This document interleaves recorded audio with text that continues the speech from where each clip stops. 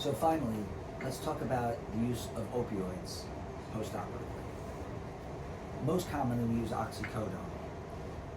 Oxycodone on the bottle that someone's going to be picking up for you today at the pharmacy always says the same thing on it. It says 1 to 2 tablets every 4 to 6 hours as needed for pain.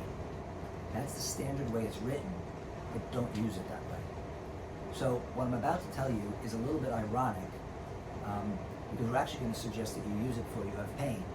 But we do believe in a philosophy called staying ahead of pain. And while it seems a little ironic, it's going to make more sense in about a minute or two. So let's be very practical. You're ready for bed. It's the night after of the surgery. You have no pain. Your block is working well. I'd suggest you say thank you to your anesthesiologist in your mind. Number 2, diligently elevate your leg, because we've talked about the benefits of elevation. Number 3, take your 3 nice guy medicines that we discussed before, the ibuprofen, the Tylenol, the gabapentin. If the anesthesiologist told you that it's likely that your block is going to last an extra 1, 2, or maybe even to a third day, well then I'd suggest you don't need to take an oxycodone tablet before you go to bed tonight. It's too soon. So don't. So wake up the next morning, and hopefully it was a good decision. You still have no pain, and you didn't need to take an opioid the characteristic first night after surgery. If in the morning you have no pain when you wake up, thank the anesthesiologist a second time, because that block is still working well for you. Diligently elevate your leg, and take whatever morning meds of the nice guys are due. The ones that would be due would be ibuprofen and Tylenol, because the gabapentin is only at night. So let's fast forward and pretend that was about 8 o'clock in the morning.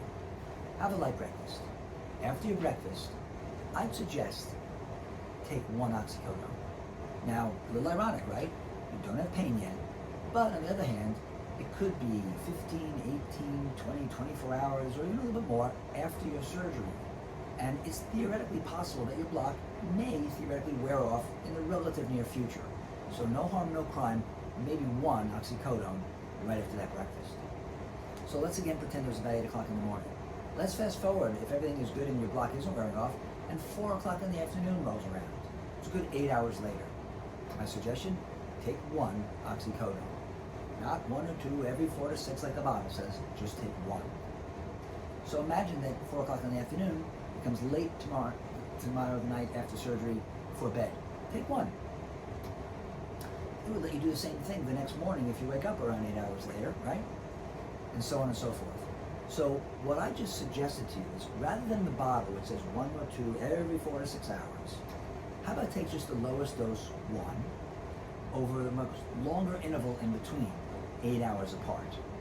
So if there's a little mnemonic or a little cheater's way of remembering everything I've said so far, it's 1 every 8. 1 every 8.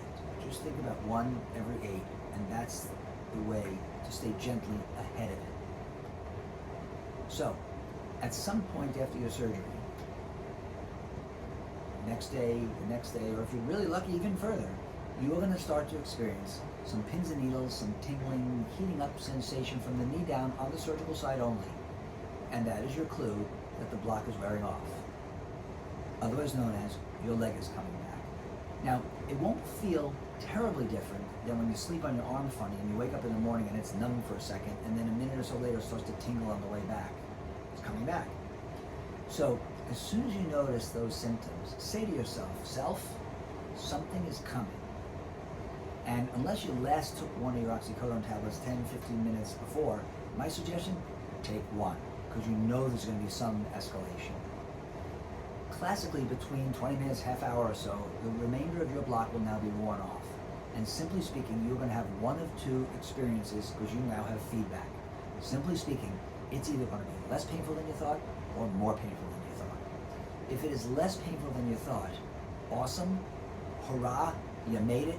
Don't take any more of that opioid stuff. You don't need it anymore. Maybe you want to go get some Tylenol, some ibuprofen from your medicine cabinet, but you don't need the big guy. On the other hand, what if it's a bit more than you bargained for? It's more than you thought it was going to be. Now, the oxycodone bottle is there available for you, and you look at it again. It says 1 or 2 tablets every 4 to 6 hours. That's how you're supposed to use it when you actually do have pain. So if you do need to do more, think about it. You're either going to make a decision, take 1 or 2, and then 4 to 6 hours later, make a decision again. Do you need to do this again? And if you did need to escalate the level of oxycodone, as you get more relief, then endeavor to taper it back off and get off. So ultimately, that's the concept of what we call staying ahead of pain. And maybe it's an overused term these days, but we think it will give you the softest landing. And here's why. It's a bit ironic, but here's the moral of this story.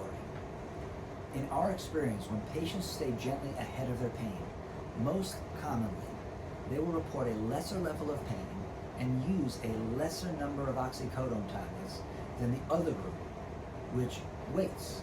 Now you can call them stoic, maybe you even want to call them stubborn. I'm not to judge. The point is they've waited, and often they experience an increased level of discomfort for which they have to take more. And if they're behind, as we call them, they have to scurry to catch up, often taking more medication in a shorter period of time. And in the end, those patients tend to have more pain, use more medicine in the end, and have had a bit of a rockier course. So all things considered, our feeling is that the most responsible way to try to blend these two goals is to have a soft landing. So think about it, maybe 1 every 8, starting the morning after the surgery, and hopefully coast, if you know